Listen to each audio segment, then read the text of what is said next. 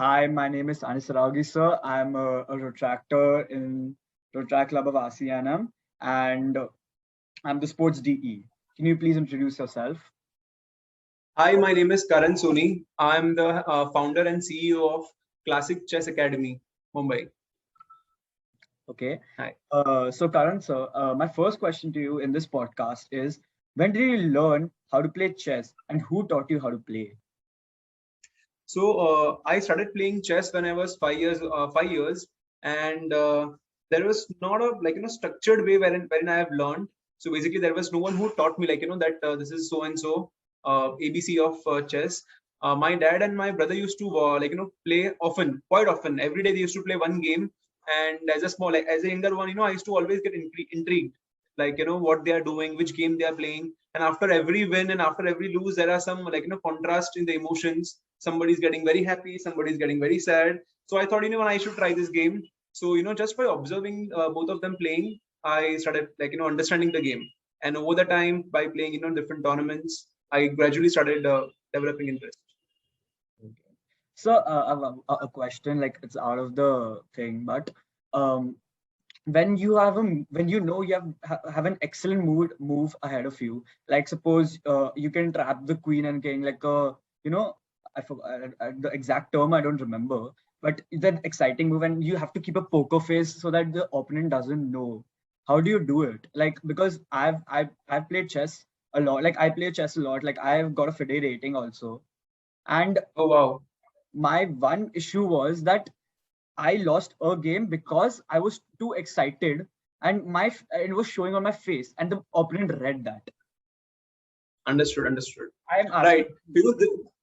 So you are saying how to conceal your emotions, how to keep a poker face while playing chess. If you have an exciting move, just one move before you are about to give a knight fork or you're about to capture a queen, how you conceal your emotions, right? Yeah. Yeah. So this is something which people when kids are learning this game initially, even I am sure when you were learning, this is something off the board.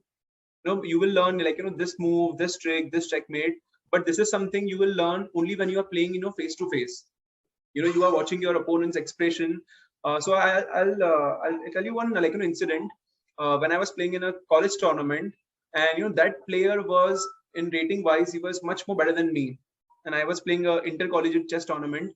So in that game, I was trying my level best to use all my tricks and all, but that opponent was too smart to stop me. He had every single plan to block my attack and block my all plans. So I did one this kind of trick.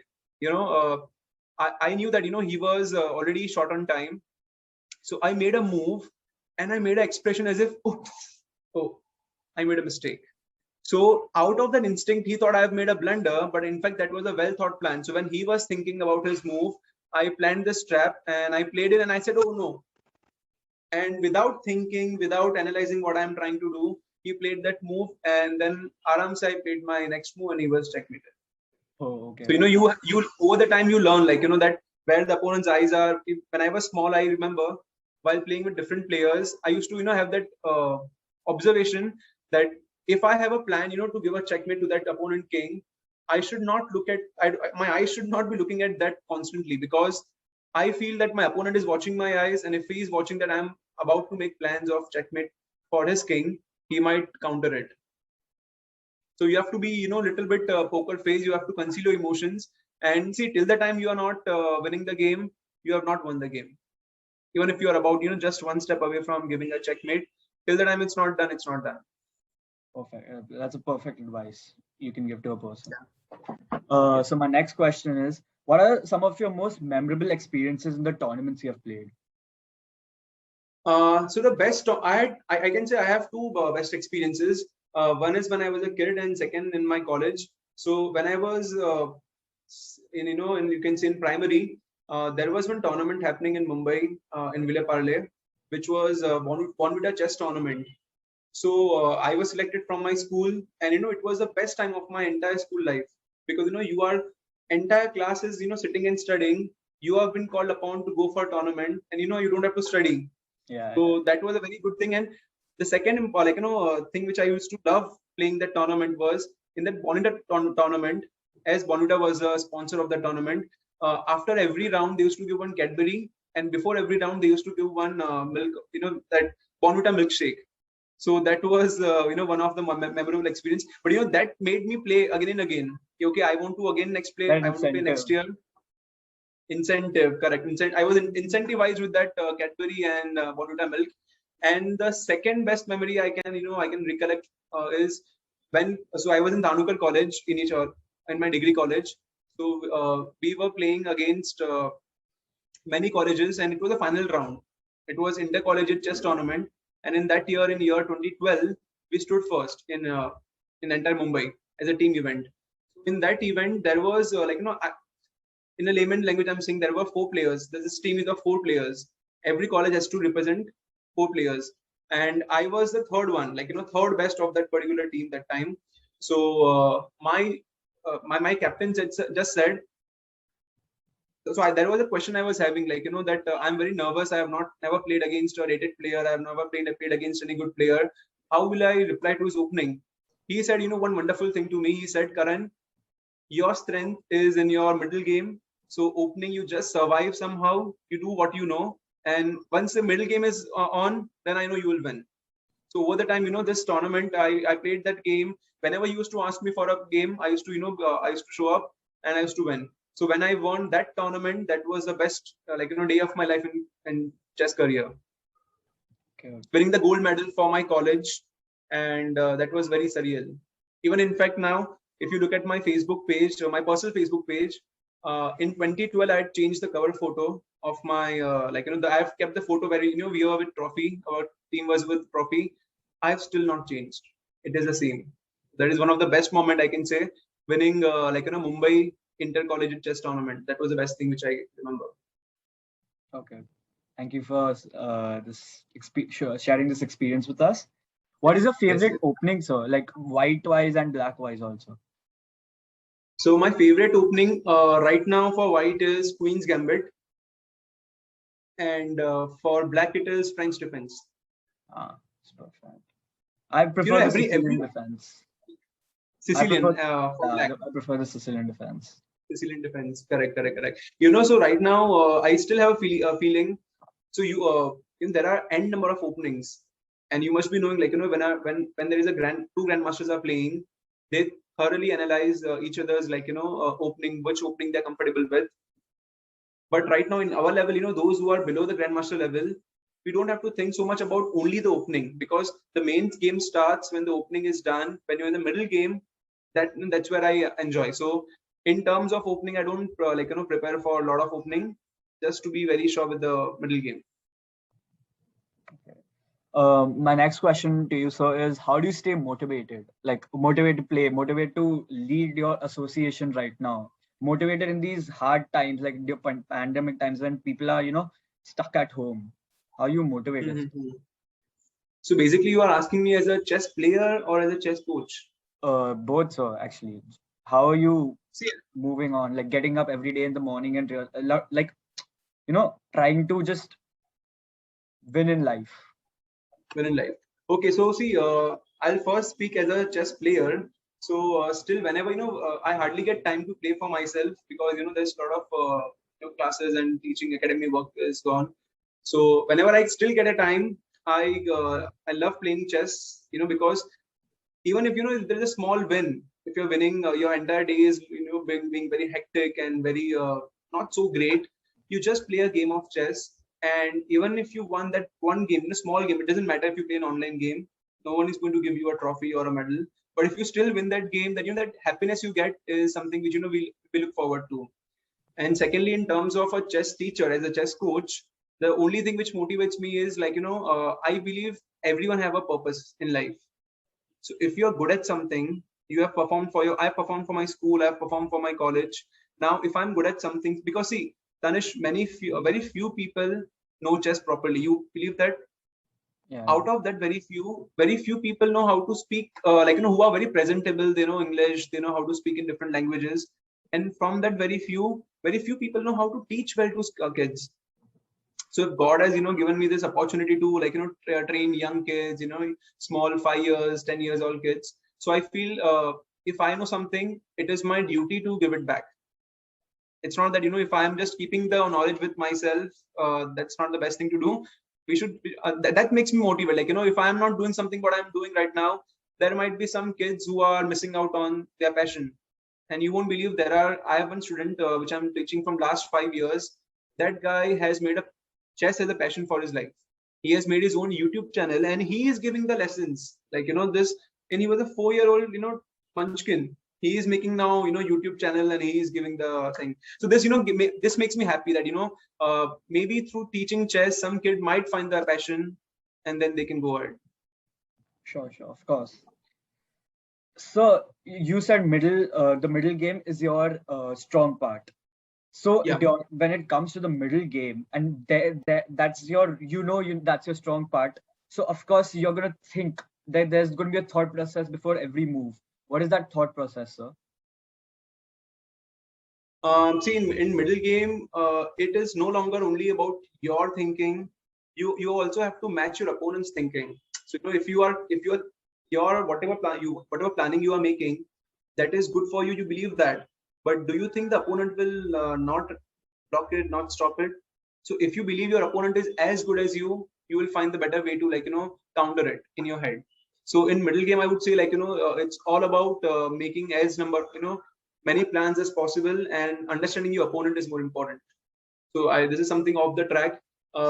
If anybody have seen Suits, Harvey Specter says, so you don't play the case, you play the person who is fighting that case. So you understand the person who is you're playing against, and you can understand, like, his forte is a middle game or opening. And one more thing, if I know that if I'm good at something, this people should understand. Like, I'm very vocal about my opening is, okay. I'm not so bad, I'm not so good, but I'm okay. My end game is okay. But I believe I have practiced a lot of like a middle game position, so I'm very good in middle game. So if you are good at something, you try to bring your opponent to that part of the game. For example, if Tanishk Sarawgi is an end game player, and if he knows Karan sir, and if he knows that that Karan sir is good in a middle game and he is not so great in end game, you will force me to come to the end game where you are the master, and then you will, like, you will show your cards and you will win. So basically, you play your strength. Of course. So who inspired you to play chess? Like, who inspired you to make your own academy and have a career out of it? So when I was in degree college, FI BMS, at that time, one of my friends said, like, that will you go and teach a bunch of kids chess? I said straight no, without even thinking, without even analyzing how much I'll get, or what I'm supposed to do. I said no. Then he said, you do one thing, you try, because he said, I know you are a good player. You can try out one class. If you're feeling comfortable, then it's fine. Or else you can say no problem. No strings attached.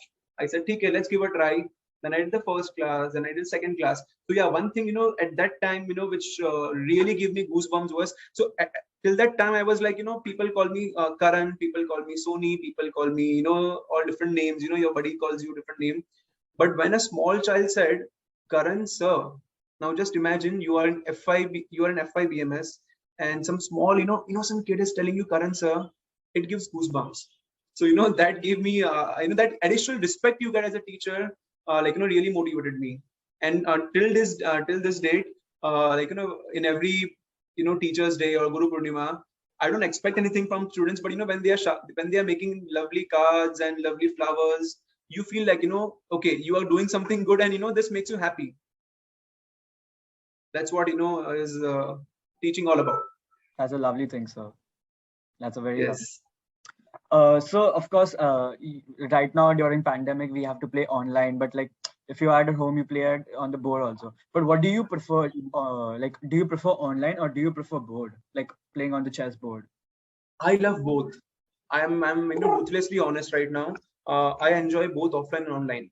So in offline, the feeling which you get in offline, you'll never get in online. Like, as I said, till the time you're not watching your opponent, you're not understanding, his body language, how to make a poker face and all. That will happen only in the offline thing. So, there's some pros and cons for offline. But when it comes to online, so now the biggest pros for online is, sitting at right now in Mumbai, I can play with any player from Russia, from US, from Trinidad and Tobago, Australia. This was not possible if it was not online. And when you play against different players in on online, you sometimes you keep on playing multiple games with that person. You add a friend in chess.com, you speak about different openings, different ideas. So it's very fun, like you basically you're sitting at home, but you are playing with anyone throughout the globe. That's the best part about online. Of course. So why did you choose chess as your career? Like, what made you go into that lane?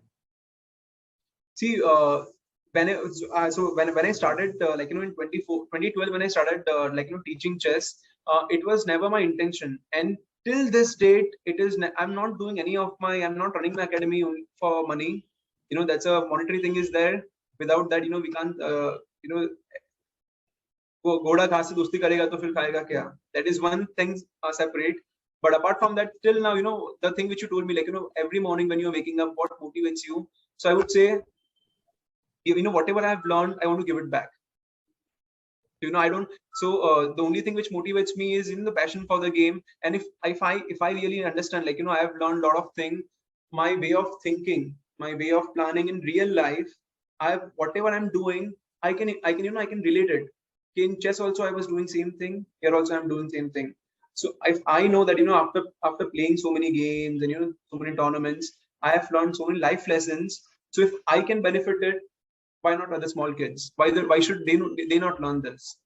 And very soon, like when all the schools opens up, and especially for kids who are physically can say special, physically challenged, or those who are not able to afford any training, I would love to give any the scholarship to them, because you never know, there might be some talented kid in that area or in that situation. But if he finds a passion, then why not? So chess is a career. I like it because I get to see different kinds of kids, which it is not a typical 9 to 5 job. You are meeting different people from different countries. So right now we have students from more than 10 countries across the globe right now. So you get to know that people you love, you see that lovely kids daily. So that is a thing which motivates me. That's why I'm in this field, to share my knowledge, my passion. So a little off track question. Do you prefer a person who is talented, or do you prefer a person who is hardworking? Absolutely hardworking. Talented, see, there are many people, and that's what I said, right? There are many talented chess players right now in India, but there are multiple factors, which makes them a better chess player or better chess coach. Not everybody are so consistent in their effort. For 6 months, or let's say for 1 year, they will be full on practicing. But the hardworking person, even though he's not progressing that much in a year's time, after 1 year, he will still stick to it. So on a longer horizon, let's say in a horizon of 5 years, the hardworking will still be there, and he will be better than the talented guy. Talented guy will say, okay, even if I'm so much talented, I'm not able to reach a milestone, I should rather leave it. But the person who is hardworking will still go on. So absolutely hardworking. So basically, a talented person, after a point, and he gets that ego boost, thinking like, yeah, I've already achieved. But a hardworking person is humble because he's going through the process slowly, and once he reaches it, he's going to remain humble about it, and that's where exactly. he will. Correct. So talent. You can make any. You give me any. This is a experiment done by many universities. You give me any random person. That person can be taught chess, and within 2 years he can become a grandmaster. If that much amount of time, amount of energy and money has been spent, he can become a grandmaster, and it's a truth. Same way, so any hardworking person can be. Then that talent can be taught, but you cannot teach hardworking. It comes instinctively. If you have a goal, you respect what you're getting right now. So for example, in my time, I was not having any coaching as such, a structured coaching. So that's why right now when I'm giving this services to kids, I'm teaching them, I feel really good that this parents are so good, and the kids are so fortunate they're getting this kind of training. Okay. So anytime you can teach any random guy, you can boost that talent into him, but you can't boost hardworkingness.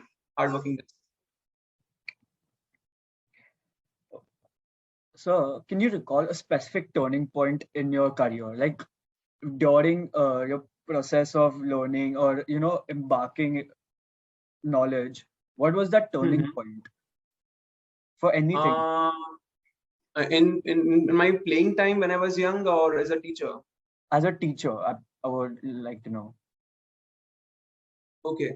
Yeah, so I've also done my MBA, and before my doing my, so from last 8 years I'm running my academy, and meanwhile I've done many I've secured many positions in a multinational companies where I was a marketing head, I was a sales head. So somewhere sales and the passion for chess, I have mixed it.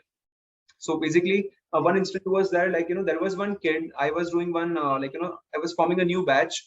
So there was a kid who was very interested. It was a trial session, basically. Nothing, no paid something. For that basic level, that child was very interested in the first class. So in the next class, that child didn't turn up.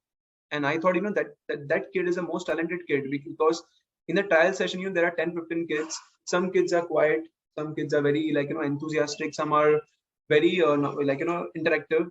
So in that case, there was one kid who was not attending, after the trial session he didn't attend it. So I thought, that kid is talented, I should do something.